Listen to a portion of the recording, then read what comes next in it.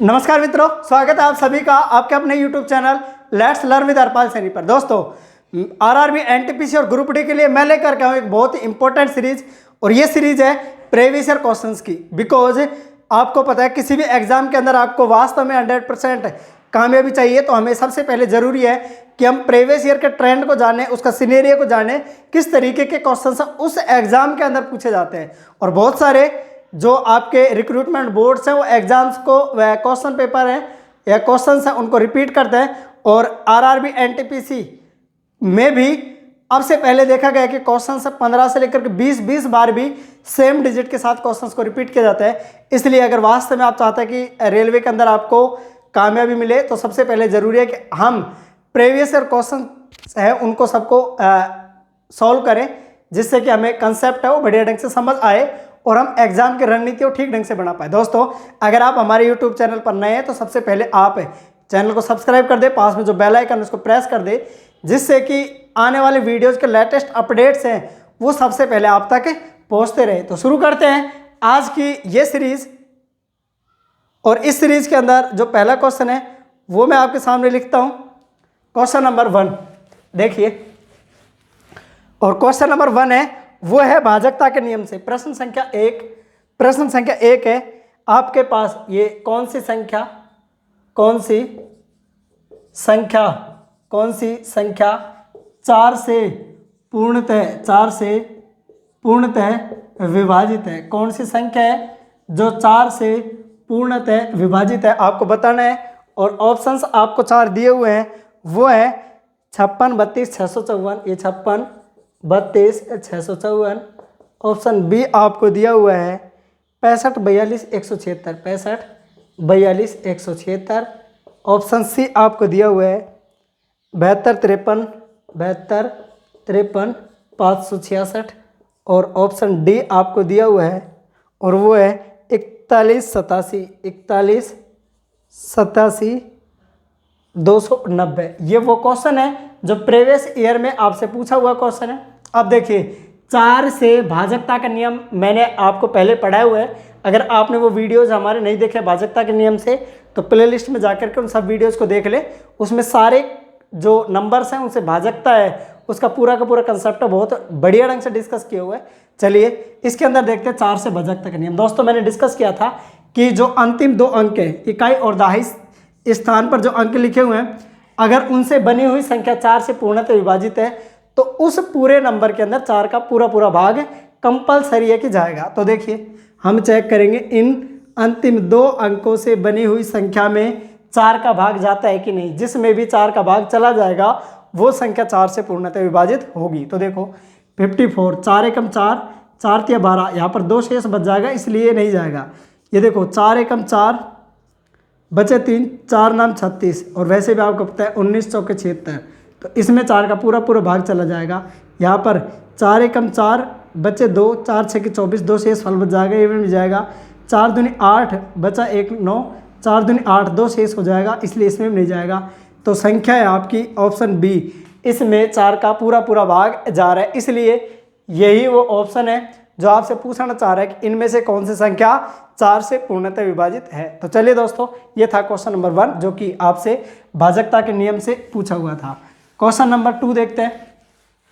Question number 2, और दोस्तों मैं आपको बता दूं कि भाजकता के नियम में से जो इम्पोर्टेंट है, सबसे ज़्यादा क्वेश्चंस पूछे जाते हैं वो पूछे जाते हैं 2, 3, 4 और 9 और 11। इनसे सबसे ज़्यादा क्वेश्चंस है भाजकता के नियम में से पूछे जाते हैं। इसलिए इनका जो भाजकता का नियम है वो आप जरूर पढ़े ध्यान से। चलिए क्वेश्चन नंबर 2 मैं बोर्ड पर लिखता हूँ। प्रश्न संख्या 2, और प्रश्न संख्या 2 है 276 x 1 3 से पूर्णतः विभाजित है। 3 से पूर्णतः विभाजित है, ये वो संख्या है जो 3 से पूर्णतः विभाजित है ना। अब आपको क्या बताना है, x के संभावित मानों का योग बताओ। जो x के संभावित मान है उनका योग क्या होगा वो आपको बताना है। और यहाँ पर जो ऑप्शंस हैं वो है 18, बी और ये 15, सी आपके पास है 12 और डी आपके पास है 21। अब आपको बताना है कि ये संख्या अगर 3 से विभाजित है तो x के कौन कौन से मान यहाँ पर रखे जा सकते हैं और उनका योग क्या होगा वो। अब देखो ये 2, 7, 6 x और 1। आपको पता है कोई भी संख्या अगर 3 से विभाजित है तो उनके जो अंक हैं, उस संख्या के जो अंक हैं उनका योग है वो 3 से पूर्णतः विभाजित होगा। अब 3 से पूर्णतः देखो 2 और 7 9 और 6 15 और 1 16, 16 प्लस x ये हो गया इस संख्या के अंकों का योग। अब देखो 16 में तो 3 का भाग जाता नहीं है, किस में जाता है 18 में जाता है, उसके बाद 21 में जाता है। देखो 16 तो ऑलरेडी है, 16 से कम तो कर नहीं सकते अपन, इसको ज़्यादा लिखना है इससे। तो देखो 16 के बाद 18 3 का भाग जाता है, 3 का गुणज है, उसके बाद 21, उसके बाद 24, उसके बाद 28 और उसके बाद 24 के बाद 27 और ये 30, इनमें 3 का भाग जाता है। अब देखो 16 को 18 बनाने के लिए x बराबर 2 रख देते हैं, 2 रख देंगे तो ये 16 प्लस 2 बराबर होता है 18, 18 में 3 का भाग 6 बार जाता है पूरा पूरा। उसके बाद देखो यहाँ पर 16 के बाद 16 प्लस अगर आप 5 कर दे तो ये हो जाता है 21 और 21 में भी 3 का भाग 7 बार जाता है। तो x बराबर 5 रखा जा सकता है, क्यों? क्योंकि 16 और 5 21, 21 में 3 का भाग 7 बार पूरा पूरा जाता है। इसके बाद यहाँ पर हम रख सकते हैं इसको 8। देखो ये 16 और 8 है, ये 16 प्लस 8, 16 और 8 24 और 24 में 3 का भाग 3 8 24, 8 बार पूरा पूरा हो जाता है। इसका मतलब 24 बनाने के लिए हमने यहाँ पर संख्या क्या रखी 8 रखी है। तो 16 और ये x बराबर 8 यहाँ पर रखा जा सकता है। उसके बाद x की जगह पर 9 और रखा जा सकता है, क्योंकि ये सिंगल डिजिट है, 9 से होगा नहीं कुछ भी, मतलब x के मान ये 3 रखे जा सकते हैं जिससे कि ये संख्या 3 से पूर्णतः भाजित हो। तो देखो 5 और 2 7 और 8 15, इनका योग कितना हो गया 15 हो गया। और 15 तो आपको दिया हुआ है ऑप्शन बी, यानी कि वो संभावित मानों का योग कितना होगा 15 होगा, ये करेक्ट आंसर है। तो चलिए दोस्तों ये आपको समझ आ गया होगा कि आपसे जो भाजकता के नियम है उससे प्रश्न किस ढंग से पूछे जाते हैं। एक क्वेश्चन था 4 से भाजकता का, अगला ये जो क्वेश्चन था वो 3 से भाजकता का था। और आगे और देखते हैं क्वेश्चन, और क्वेश्चन क्या है कौन सी संख्या, प्रश्न संख्या 3, कौन सी संख्या 6 से पूर्णतः विभाजित है। तो कौन सी संख्या है जो 6 से पूर्णतः विभाजित है। ऑप्शन हमें दिए हुए हैं 123 46, ऑप्शन बी दिया हुआ है 123 48, अगला क्वेश्चन दिया हुआ है सी 123 44, अगला ऑप्शन डी दिया हुआ है 123 40। आपको बताना है कि कौन सी संख्या 6 से पूर्णतः विभाजित होती है। अब देखो जब भी आपको ऐसी संख्या पूछी जाए है ना, तो आपको करना क्या है, जैसे 6 तो उसको पहले छोटे छोटे ऐसे उसके अभाज्य गुणनखंड है उनमें तोड़ लीजिए। जैसे मैं इसको लिख सकता हूँ 3 गुणा 2, 3 गुणा 2। तो देखो आसान काम हो जाता है, 3 से और 2 से भाजकता चेक कर लीजिए। अब 2 से भाजकता चेक करने के लिए हमको पता है ये जो इकाई अंक है ये सम संख्या अथवा 0 होना चाहिए। तो ये तो सारी सम संख्या है या फिर 0 है, 0 अथवा सम संख्या हो।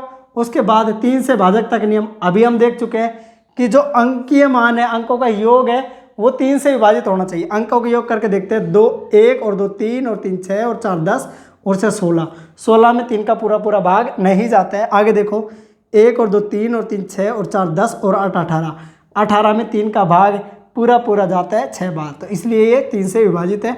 आगे देखो 1 और 2 3 और 3 6 और 4 10 और 4 14, ये भी नहीं जाएगा। 1 और 2 3 और 3 6 और 4 10, 10 में भी नहीं जाएगा। इसका मतलब ये वो संख्या है जो 6 से पूर्णतः विभाजित है। और 6 से भाजकता के लिए ज़रूरी है कि आप 6 को अभाज्य गुणनखंड के रूप में लिखें, और वो क्या हो सकता है 3 गुणा 2, 3 से चेक कर लिया, 2 से चेक कर लिया, और जब 3 और 2 दोनों से जो संख्या भाजित है वो 6 से भी पूर्णतः विभाजित होगी।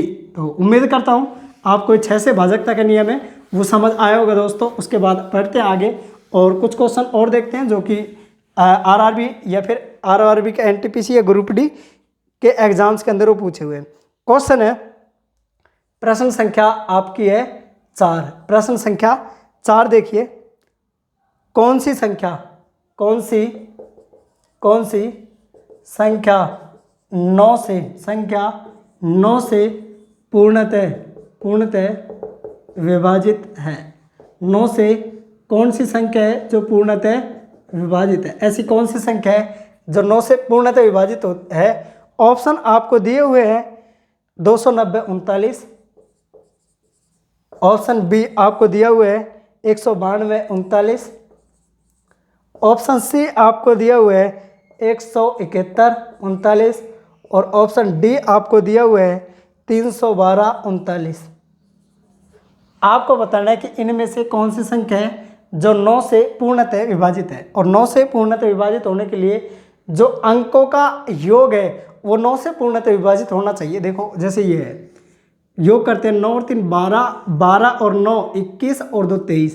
23 में 9 का पूरा भाग नहीं जाता। 9 और 3 12 और 2 14 और 6 20 और 3 23 और 1 24। ये 24 में भी 9 का भाग पूरा नहीं जाता। 9 और 3 12 और 1 13, 13 और 7 20 और 1 21, 21 में भी नहीं जाता। 9 और 3 12 और 2 14 और 1 15 और 3 18, 18 में 9 का पूरा भाग जाता है 2 बार, इसलिए यही वो संख्या है जो 9 से पूर्णतः विभाजित है। दोस्तों आप ये बात ध्यान रखिए कि अगर 9 से भाजकता चेक करनी है तो जो संख्या है उसमें जो अंक है उन अंकों का योग 9 से पूर्णतः विभाजित होना चाहिए। यहाँ पर हमने देखा कि अंकों का योग 18 आया जो कि 9 से पूर्णतः विभाजित है, इसलिए ये पूरी संख्या भी 9 से पूर्णतः विभाजित है। उम्मीद करता हूँ आपको ये 9 से भाजकता का जो नियम है वो भी समझ आया होगा और जो क्वेश्चन का टाइप है वो भी समझ आया होगा। अगला है, निम्न में से कितनी संख्याएं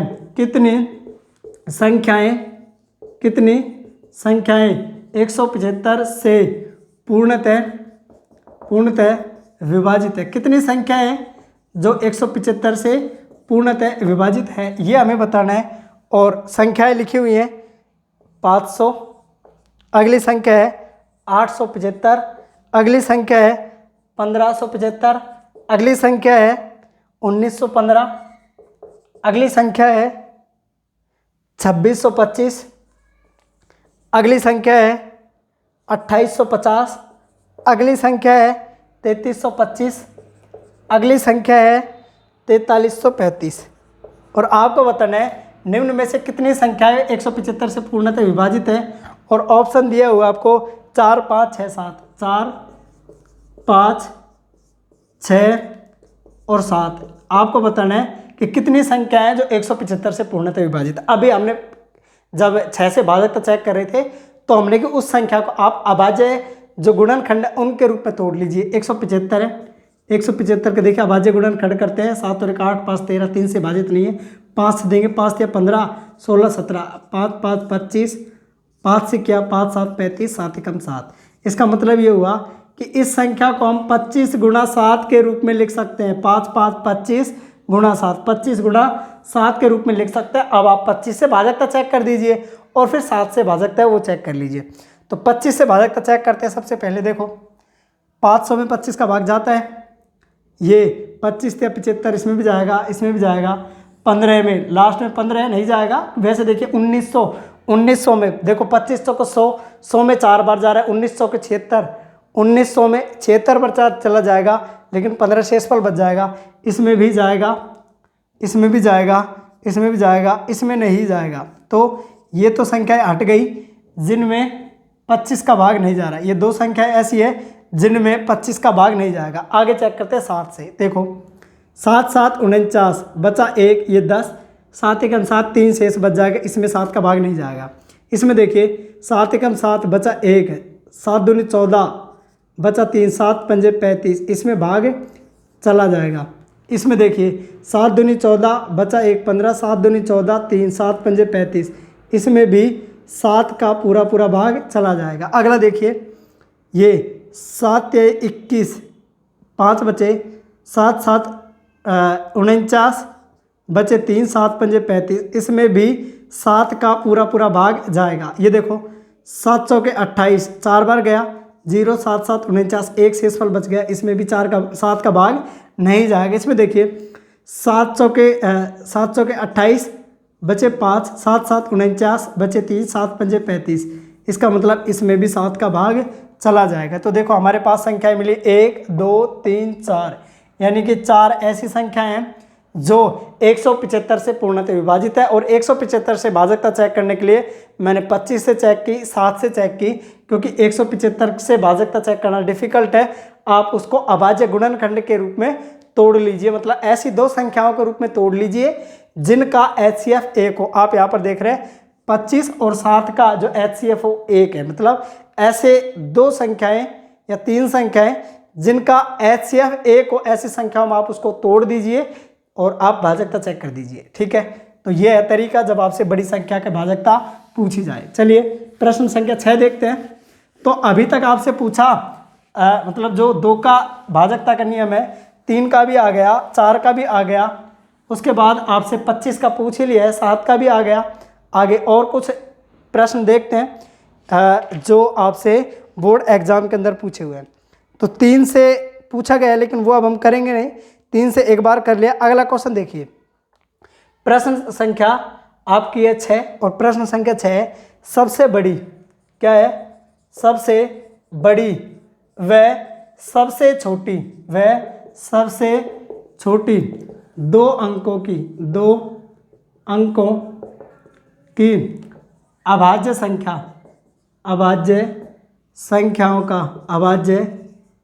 संख्याओं का अंतर ज्ञात करो। तो ऐसी संख्याएं जो 2 अंक की हो, देखो 2 अंक की सबसे बड़ी और सबसे छोटी अभाज्य संख्या, देखो इसके ऑप्शन दिए हुए हैं हमको। Option A 84, B 86, C 88, D ये है 96। आपको बताना है कि इनका जो अंतर है वो कितना है। तो देखो 2 अंकों की सबसे बड़ी संख्या वो 97 है, 2 अंकों की सबसे बड़ी अभाज्य संख्या 97 है और 2 अंकों की सबसे छोटी अभाज्य संख्या 11 है। ठीक है, इन दोनों का अंतर आप निकालेंगे, 7 में से 1 गया तो 6, 9 में से 1 गया तो 8, 86, जो कि option number B correct answer होगा। मतलब 2 अंकों की सबसे बड़ी अभाज्य संख्या 97, वो आपको याद रखना पड़ेगा। 2 अंकों की सबसे छोटी अभाज्य संख्या 11, ये भी आपको याद रखना पड़ेगा। तो इन दोनों का अंतर हो जाएगा 86। उम्मीद करता हूं दोस्तों ये क्वेश्चन भी आपको समझ आ गया होगा कन्फर्मली। अगला जो क्वेश्चन है आपसे पूछा गया है कि हाँ, ये हुआ आपसे भाजकता से संबंधित।